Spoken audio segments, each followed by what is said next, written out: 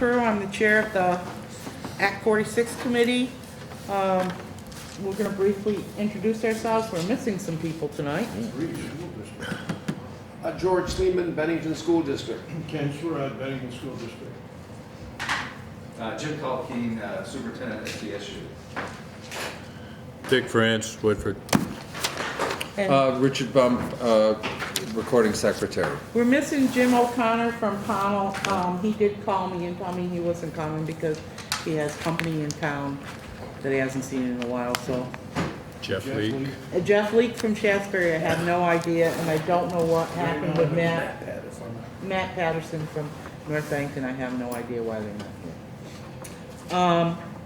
Act 46 is a law that was enacted by the legislature last year that is making the school districts in the Vermont look at consolidation.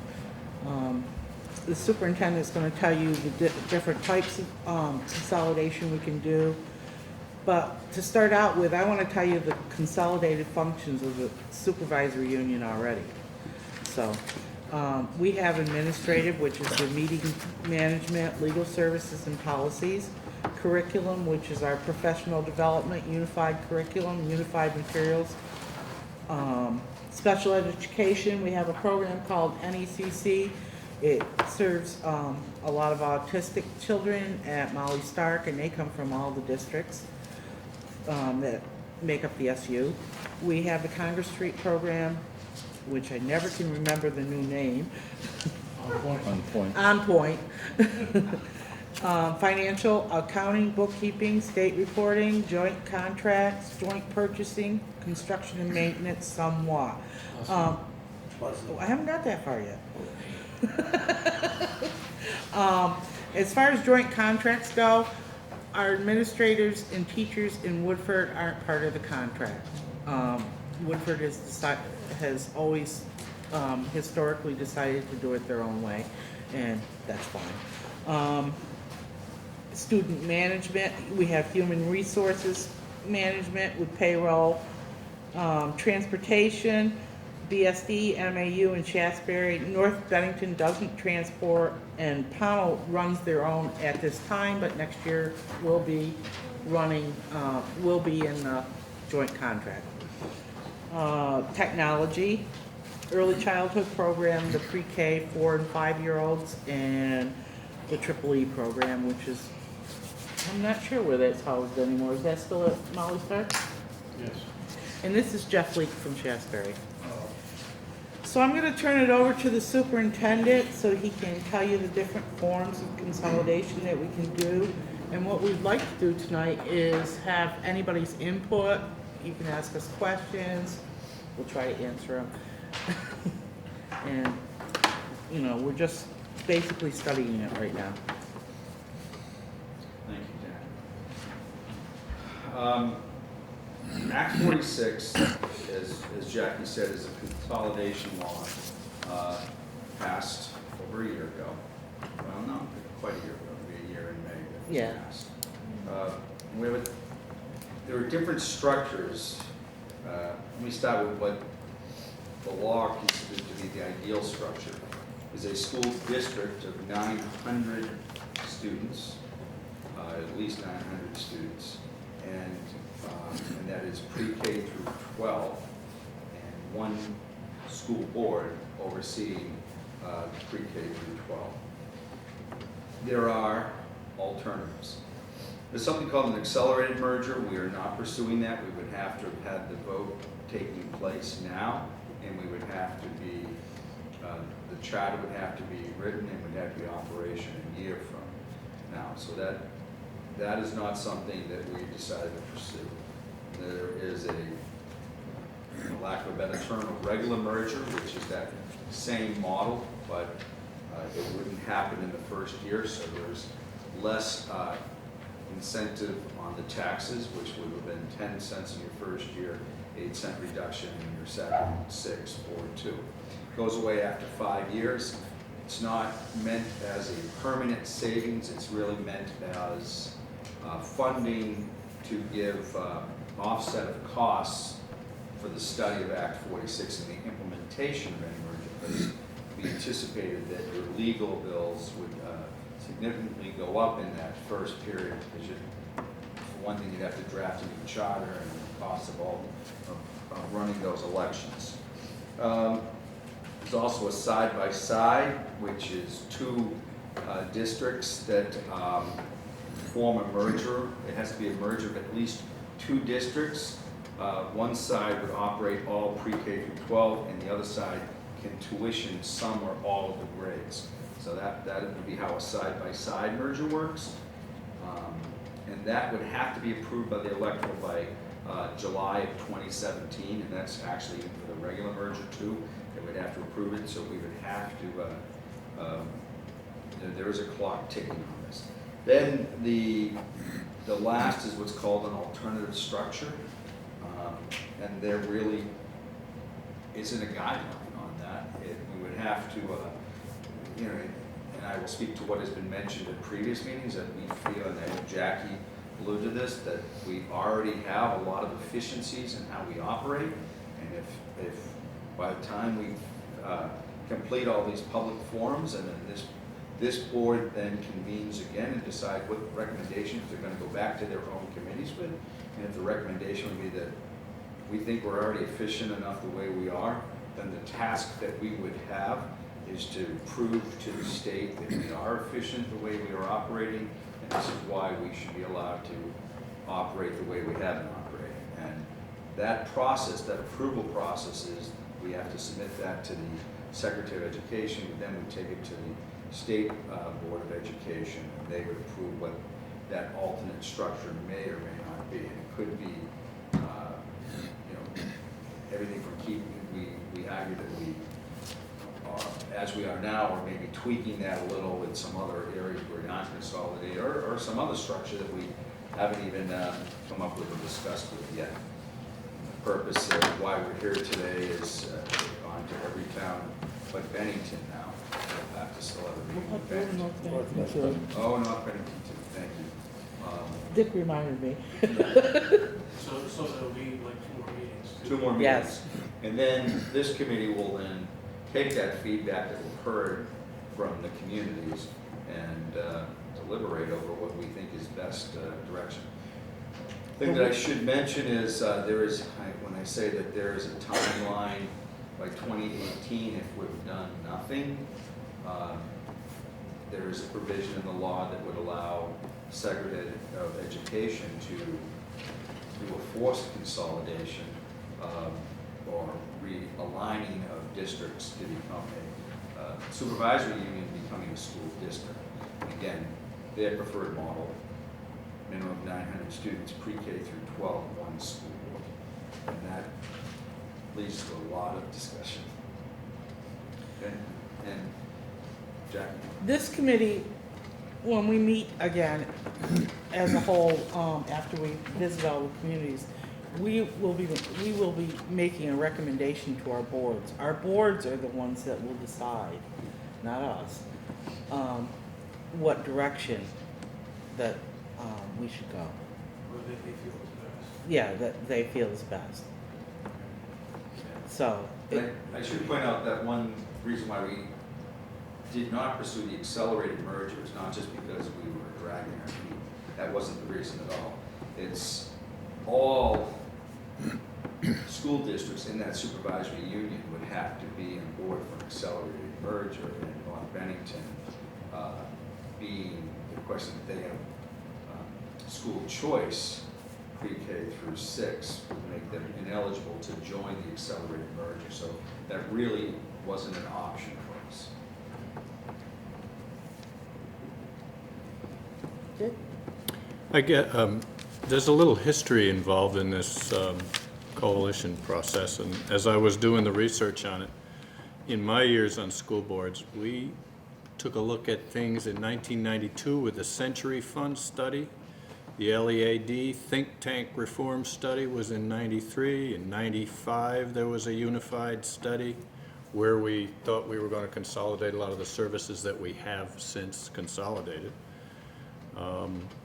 1996, there was a vote, should 7 districts of the SVSU vote to form one unified district, and it went down in flames. In 2004, there was an SVSU governance study. In 2006, a student redistribution study. 2011 was the RED study, and here we are in 2015. So all of these appear to be state-supported, and I guess my fear is that we have to take some kind of action to describe what we want to look like, or the state will do it for us. Not to say that I agree with a different form than we are now, just to say that we need your input about what kind of statement we're going to make.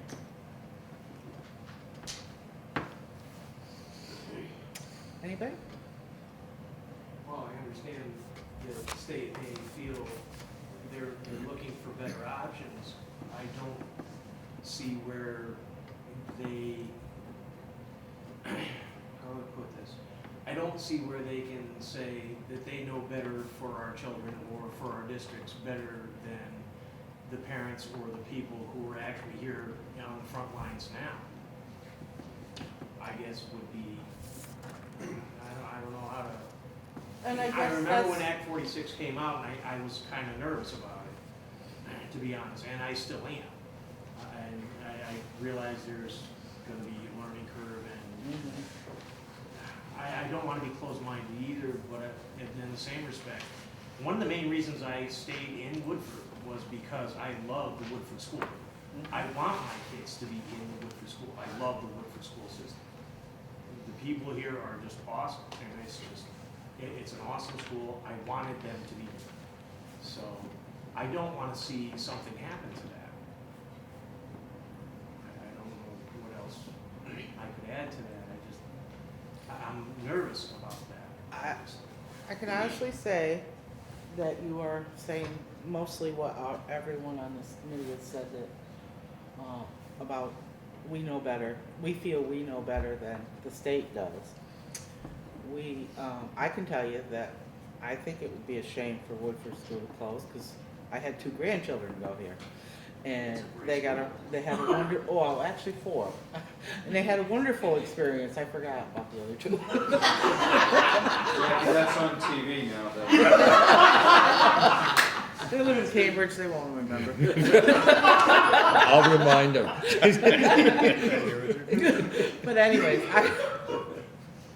so, you know, I do know that you have a very nice school down here. It's very family oriented. It's the center of this community. I would hope that anything that we come together at, and if we decided to cut and consolidate, that there could be some language written in that we would not be closing schools. That's what I think everybody's worried about. I mean, I know Shasbury doesn't want their school closed. Pownell definitely doesn't want their school closed. North Bennington doesn't want theirs. You don't want yours, and we can't close the school in Bennington. Right. But we would like to. It would be nice if we maybe send a couple up. You know, different ways. We've had people come to our school board meeting and ask if they could go to Woodford. Because of our charter, the way it's written right now, no, they can't. We have to educate them in Bennington. I think there's opportunities for 46 to strengthen the, small school. I don't know what the capacity of Woodford would be, but, Jackie's absolutely right, to be opportunities to maybe send more students there. The law is clear that it's not the intent to close schools, that's what the law says, but the reality, of course, could be something different, but, we would have to write a new charter for whatever this new combined district looks like. And could a provision be written into the charter that no school would close without the vote of that town as a protection of that? Yeah, that's what I'm hearing is happening in other towns, other supervisory unions that are pursuing this, that they make a pledge that, Woodford would have to vote to close their school for that to happen. Doesn't mean that, if we became one school district, that town boundary would no longer be the defining line for where students would come from. We would create a school zone and say, I'm looking at Sandy, say the capacity of the school is 35, 40, I don't know what, must be around there, right? So that where you might get some students from down the mountain as well as from up the mountain to balance that out. That would make the school more viable, you know, for the long run. I think the concept of one school board is the other unnerving fact for a lot of board members. How do you protect, you know, your interests of your town and what you hold near and dear to you and your kids when it's now a unified board? I use the example of it would function under the state's preferred model, the way Mount Anthony board is, you know, it's made up of all the different towns on one board, but instead of overseeing just the high school, it would be overseeing pre-K through 12. That's the model that preferred model. And I'm not advocating for one or the other this time. I'm advocating that we look at all. But there are, again, on that, the timeline is the new. If we do a conventional transition, we have to be operational by July 1 of 2019, and the vote would have to take place by July, I believe, July 1 of 2017. Yes. And we have to have, if we want to do the alternative structure, we have to have our plan submitted to the Secretary of Education by November 30th, 2017. So not a, you know, it sounds like it's kind of far off, but it's really, then the Secretary, if we submitted that alternative structure plan by November 30th, 2017, the Secretary is supposed to develop, if they agree, a plan in the spring of 2018 with the state board approving it by November of 18, and then we would have to be up and running by July of 2019. The alternative plan, whatever that might look like. And I have to say, every community we've been to, their biggest concern is their school board, other than their school. Because that's your voice, that's, you know, and it is a change of how things have been done for years, and now to say that, you know, if you're having an issue with your school, and now you're going to a big combined school board to be heard rather than the board that you know and are comfortable with, that's a transition, that's a change, and I don't know how well that is going to be accepted. So how do we come up with an alternative that keeps some semblance of local control and keeps the individual town schools open, yet satisfies the state requirement that we show that we're consolidated, will be a challenge. I could read a couple other things on the alternative structure. So on alternative structure, the student count, again, none of this should impact us because we're large enough anyways. It's not 900, it's 1,100 students on the alternative structure. And it's supposed to be the smallest number of school districts practical. It doesn't define what that is, and so we don't know at this time what the Secretary of Education or the Board of Education would decide. But we have to operate in a manner that maximizes efficiencies through economies of scale and the flexible management, transfer, and sharing of non-financial resources among member districts. And member districts need to consider themselves to be collectively responsible for the education of all pre-K through 12 students in the SU. So for when our I say, territory, we may have already done. in some regards, we have when they say of flexible resources of non-financial resources, flexible management I believe they're talking about teachers, which is one thing that, you know, and this, we've talked about that at some other meetings. We have a unified contract except for Woodford, but we're not, under the contract, we couldn't move a teacher from Bennington Elementary to Shaftesbury Elementary, even though they're in the same teacher contract.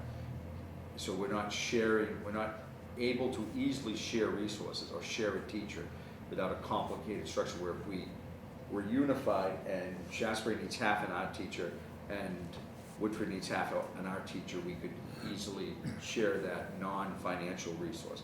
It's happened in the past, even with the structure that we've had, but it also complicates it because we're billing them back 2 different accounts or sometimes 3 different accounts to get that done. But I think a lot of those details can be worked out. It was interesting, in our last meeting we had in Pownell, Mr. Bartow, the state representative for the Pownell, was there after the discussion. He buzzed in and said that in reading the law, he really doesn't think it pertains to school districts like the Southwest Vermont Supervisor Union. It's meant more for those 79 districts that have 100 or less kids in them. In this state, there's 79 different school systems in this state that have, 100 or less kids. Those are small. That's where your overhead, your spend director, superintendent, principals, financial people, all those things. If you combine those, you can have a lot of savings, and a lot of helping. But I know in the previous, I guess we don't do it now, but in Bennington, we used to do the phys ed for the Woodford School. We used to do the summer school program for them. We helped last summer with the septic problem they had here. This weekend. I think those are the kind of things that the state is looking for too. And we also, we used to share, as a superintendent, when North Bennington wasn't a private school, we used to share librarians, we used to share nurses, we used to do phys ed teachers. They'd be like 3/5 in Bennington and 2/5 over in North Bennington. So I mean, it was done before. Now I guess we can't do it because it's a private school. But we can share like specials, like arts and that. Yeah. What the superintendent means, like, Benel doesn't need a 6th grade teacher, or 5th grade teacher this year, but Shasberry does. We could move the 5th grade teacher from the Bennington School District and send them to Shasberry if we had a unified contract. Similar to how we do with An special SU education. contract. They would be supervisory union employees instead of individual district employees. Which is how Which- we do with technology and special Yeah. ed, and we are able to shift special ed personnel as needed to the, Mhm. but we aren't with our core academic So we're already services. doing some of that now. We are. We are Yes. with specials, yes. You're doing it on a smaller level, but some of what, our teachers and our administrators are our town ID to some, in some degree, and I would be surprised if a lot of the teaching professionals in any of the communities would want to move around to another one. They know their families and they know all the things they need to do. I don't know if the students would like that much either, because they get used to the teacher, and the teacher is kind of, they grow with the teacher, and they build a bond. Where it's beneficial, I think, is if you take, Shasbury, we had to hire an extra teacher this year. If Pownell had, I think their 5th grade classes, they have 3 5th grade teachers this year, I'm not sure exactly. Next year, they're gonna be 3 6th grade classes. Once that class moves out, they're all 2 teacher classes after that. So they have a teacher next year, 6th grade, who they're not gonna need a 3rd, 6th grade teacher. So they have an extra teacher in the school, which realistically, they're not gonna be able to use next year. So they And they're figure gonna have to out- rip it. And they're gonna have to figure out, we're gonna have to let this teacher go.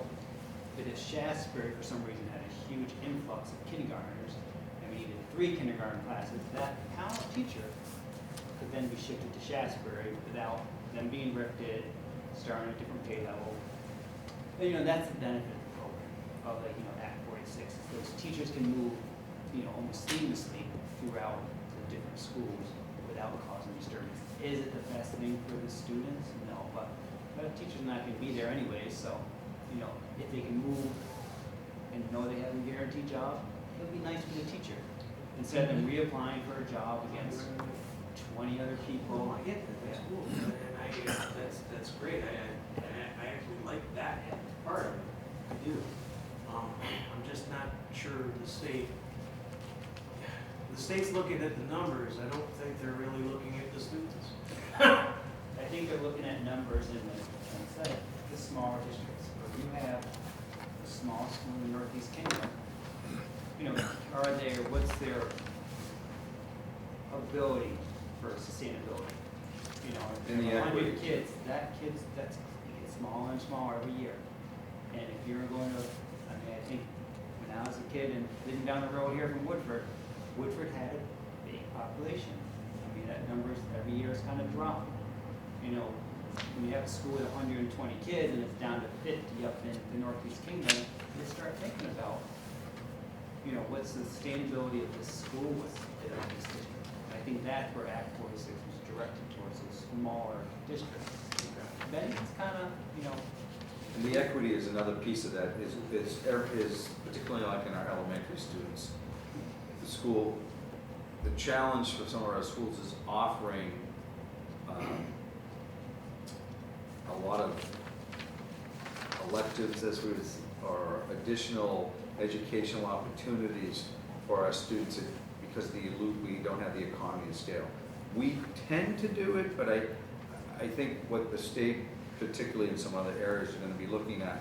So if we apply for that alternate structure, we're going to need to demonstrate that the education that all our elementary school students are getting, whether they're from Woodford or Pownell or any, is basically the same educational opportunity in each district, which we assure at the middle school and high school, because that is combined, so everyone has that same educational opportunity.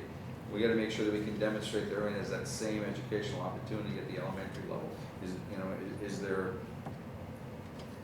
everyone have the same amount of art and have the same amount of phys ed and the same amount of computer access. Computer access. Another question would be, wouldn't that proof already be there? Because you're having all these elementary schools meet at the middle school, and they have to be prepared before they get there, right? I would think that we would be able to gather evidence and data to support that argument. I don't know how, I don't know what that application is going to look like from the state yet for that, and what they would be looking for documentation. Because the other thing that we can demonstrate is we have a unified curriculum pretty much throughout the district. So in the professional development training that our teachers receive, professional learning that our teachers receive, is uniform throughout the district. The opportunities are there for everyone. So those are things in our favor. Does the curriculum and the books, it's the same in Woodford as the rest of the SVSU?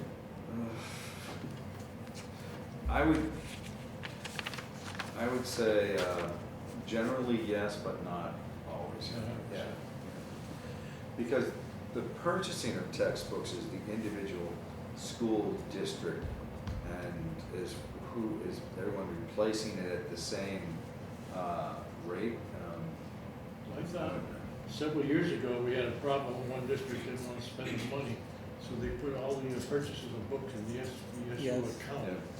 So that way, if we update a curriculum, all the schools, math, reading, science, we all get the same book. Yep. We don't do that anymore? Now, have you started negotiations with the parents yet? We start on Thursday. Oh, Thursday. One thing may be interesting is to see if we can make one unified seniority list for the parents, even the school parents. You know, like the kindergarten ones or districts. Like I mentioned many times, there's parents in Ben El that have been there for 15 and 18 years. And if there was a layoff, I mean, they would lose their job, and yet SVSU parent with 1 or 2 years in that same building would keep their job. So you would think that those senior ones would be willing to move into one grand seniority list. And I think I was gonna bring that up, Ken. I hope so. And I think that would be something we could do with the teachers too. It would also be evidence of more We spent a long time on consolidation. that teacher's contract, we didn't get. Even if we have to have a gentleman or gentlewoman's agreement with the teachers' union, that we have the flexibility of moving teachers, like Jeff mentioned here, you know, if there's 3 teachers in the 6th grade in Shasbury, and there's only 2 the following year, but there's a need for a 5th in Powell, that we, you know, we could move them, even though they're employees, it would be just a quick wash and stuff like that. Yeah, I don't either. And I think the more we can do with the Woodford, you know, because they were gracious enough a few years ago to take us on an environmental trip, and now the board members are, and BSD are screaming, you know, they want to get the money to have the Next year, newer classes. they all go. We insured that. They had a nice grant, they took with all the Ben El kids to that's a sharing that, you know, you don't hear much about, really, unless you're a parent of one of the Ben El kids, you don't even know what happened. Did you guys, Shasbury, doing that too? Shasbury's put in our budget for next year, the nature's classroom, so. Act 46 was developed because the declining enrollment, declining number of students in our, in all the schools in Vermont, throughout the state. Is that, I'm going to get there. And the increasing number of teachers per students. So it was enacted to cut costs. But, that being said, in the SVSU, in the Bennington School District, we are not experiencing a reduction, we are experiencing growth. Are you having growth? You know, because You of, guys go up and down. yeah, because of our small size. Yeah, but I don't think any of the districts, any of our districts are really experiencing the kind of reduction in students that the rest of the state is. Ours are staying pretty steady. Not legally, but I don't work for it. I mean, Shasbury over the last 10, 12 years, they've dropped a lot. No, we've gone up. Over the last 10, 12 years? I think we were at almost 250, I think, coming up-ish. We were at 194 recently. Well, you were up 300, I think. We were, yeah. Yeah, back. Coming back. It's coming back up. We've done a downward and upwards. The interesting thing that I've seen is we've been to these various meetings. I haven't certainly seen any groundswell for major consolidation in this part of the state. I didn't see it in Pownell.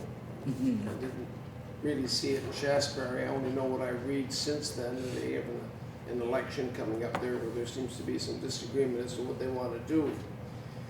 It's my hope as we meet in Bennington and then North Bennington, and we go back to our respective boards, unless we see a dramatic change, we should be probably going to roll up our sleeves and try to, I would even suggest getting a professional person to come in and start writing our program to preserve the district as it is, and to take these items that the superintendent and various board members have talked about.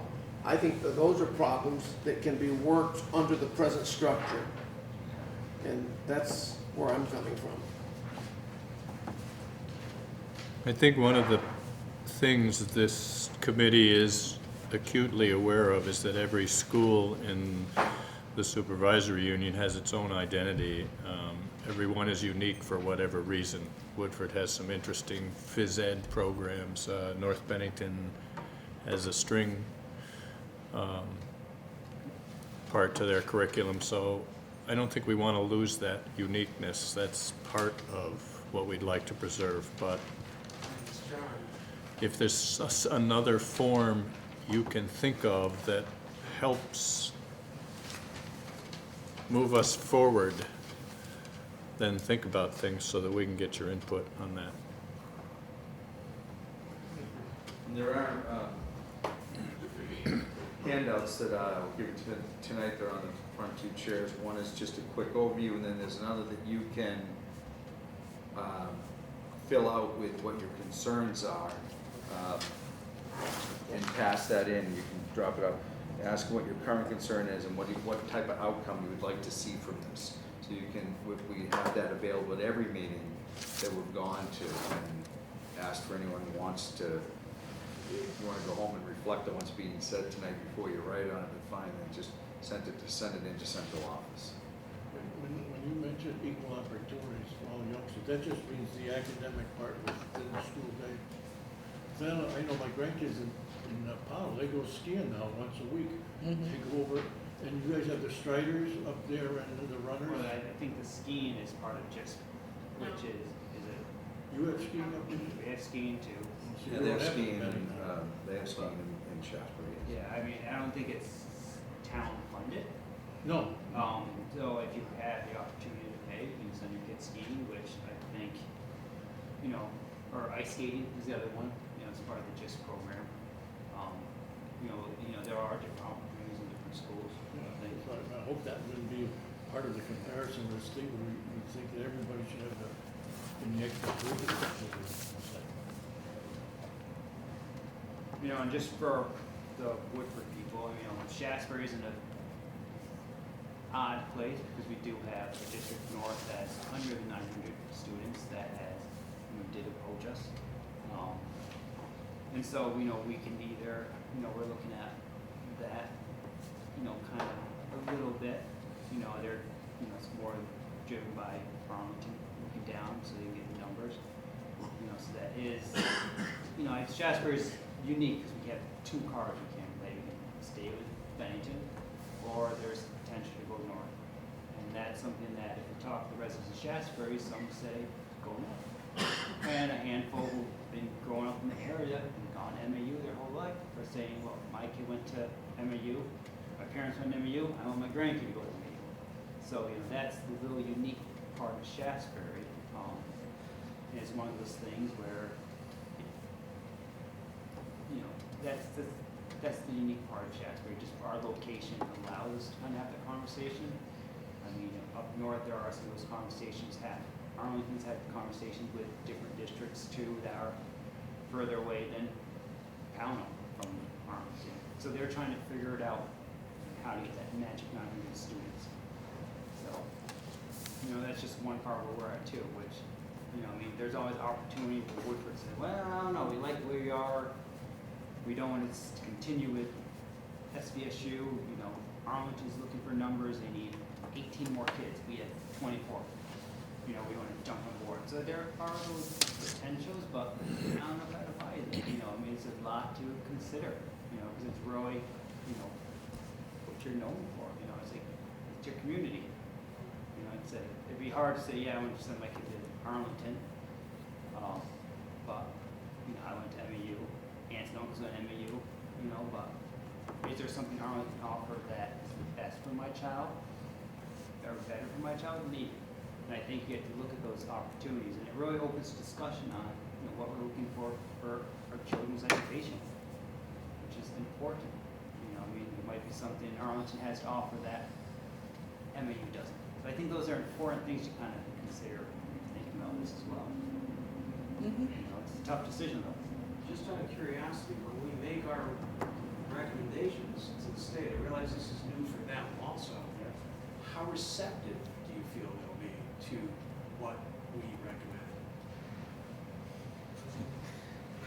Well, I would never want to answer for the state. No, I'm just kind of, you know, what is your feeling? Indications that I'm getting, and I'm hearing from superintendent meetings, is the bar is going to be high for proof of an alternate structure.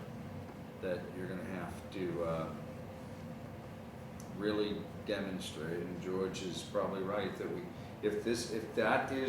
it's too early to have someone come and write that, but, because the boards haven't decided what they wanna do, but once they make that decision, we're probably gonna need some very targeted help on making what this proposal would look like to be able to sell it to the Secretary of Education and to the board that things are running, you know, that we are, her terms are quality, equity, and sustainability. So those are what we're gonna have to demonstrate, that it's a quality education, that it's equitable to all students within the district, and it is sustainable. But at the same time, that broad brush stroke message that I'm getting from Montpelier doesn't necessarily apply if we can make a decent case. We just have to demonstrate what we got. If I can sum up what I've heard from these meetings is, go ahead and share as many resources and consolidate as much as we can, but let us keep our own schools and our own boards. You know, that's kind of, you know, let's get as creative as we can about what we can share and what we can consolidate. And if that means, you know, that it's, you know, we're already half there with the teacher's contract. I mean, for those that might be watching and don't know, that our special ed employees are employees of the supervisory union, our technology people are employees of the supervisory union. One proposal, well, maybe all the teachers should become employees of the supervisory union. That gives us that kind of flexibility, you know. keep your local boards intact so that you have that local voice. And, but basically, we're consolidated as much as we can be. I'm not sure where Woodford is gonna fit in, because I don't know the history of why you're not part of the teacher's contract, and why that never happened. And so, can that happen? Do you want it to happen? What's the positive and negative to that? I don't know, but I think the more we can show that we're consolidated, I think we gotta, and that's the direction that we ultimately vote, the individual boards vote to do, then we certainly have a reasonable shot at it. If everybody, if we're all in agreement that that's what we want, That's what we do. then I do get that, like, why should, and we can afford it, we can sustain it, that's what they mean by sustain it, can we afford it, then, I think you might have a reasonable shot at selling it. Our per pupil cost is lower than the state average too, as Yeah. well. Yeah. We were going with economy of scales here. We're educating youngsters and it's not costing us as much as other districts. I think we can make a strong case, but I think that we should bring in professional help when we're at that point to make it. I'm not convinced that when this thing is put together, if that's the route we decide we're going, and we go there, that the state's just gonna say no, and this is what we're gonna do. So I think that we have And to I take. agree, I would wanna do it haphazardly. either. That's right. If you're gonna do it, you gotta do Yeah. it right, because you want it, you're selling this. That's exactly right. Last July, the commissioner summoned some of the chairmen of the board and the superintendent and the assistant superintendent, each district throughout the state up to Montpelier for a discussion, about 46. And I looked at her, she sat across, and I said to her all of the things that Jackie went over. I said, we do this, we do this, we do this, we do. And she sat there for maybe 30 seconds. I said, what else can we do? And she says, well, maybe your audits. If you had one big audit, you could save money. And then if you had one board, your superintendent would have to spend so much time going to meetings. That was about the two things she was able to pull out of the sky quickly. And, that amazed me, because everything else, now they forced Powell to take the buses, they took the buses away from Powell and made them join the contract. Powell really resented it, but that's the way it is. But, I think there's not much more in consolidation we can do, except paras and the teachers, and we do so much and help each other out. I think that's the big. We can formalize There may be some other facilities. areas, there may be some other areas that we can polish up and still keep the. Maintenance. Maintenance and Yeah, we could facilities. have one man instead of 5 in charge. Yes, Larry, I'm sorry. Question for Jim. Are you still working on bringing an outside consultant in? Yes. Okay. Are we getting closer to that? No. Part of it is the one that we talked to was also working with Alfred, and his feeling that it may be a conflict for him to be advising both on consolidation and what I'm hearing from the state is they don't have enough consultants to go around, trained consultants to go around. Yeah, they only trained the BSBA, the superintendent, I think 12 or 15 for the whole state. Was there 200 and some districts? Districts, yeah. So there's really being stretched. Does anybody else have any questions or comments? Thank you for coming, and I'm gonna adjourn this meeting. The superintendent said there's some information packets up there